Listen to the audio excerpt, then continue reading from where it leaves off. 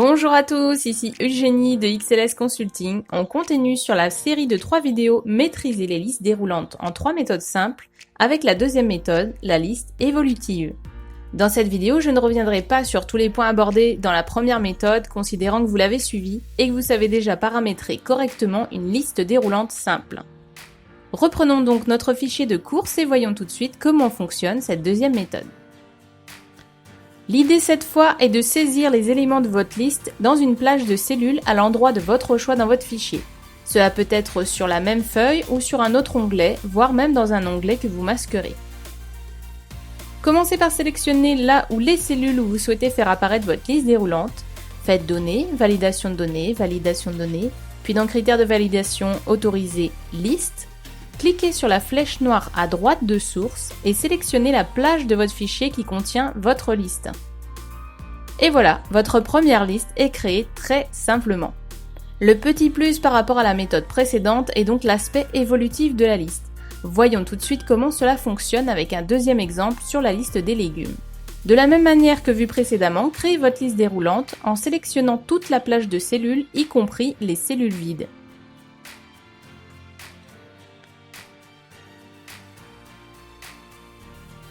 Renseignez votre liste. Venez maintenant saisir de nouvelles valeurs dans les cellules vides.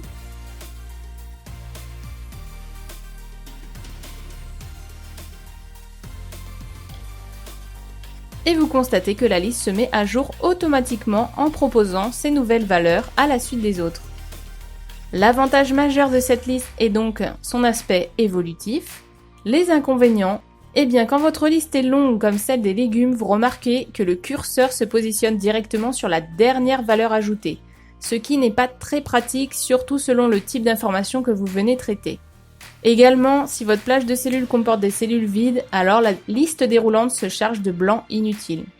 Et le plus gênant est que si vous voulez rajouter d'autres éléments à votre liste de base, il vous faudra venir modifier les paramètres de la liste en rectifiant l'étendue de la plage de cellules.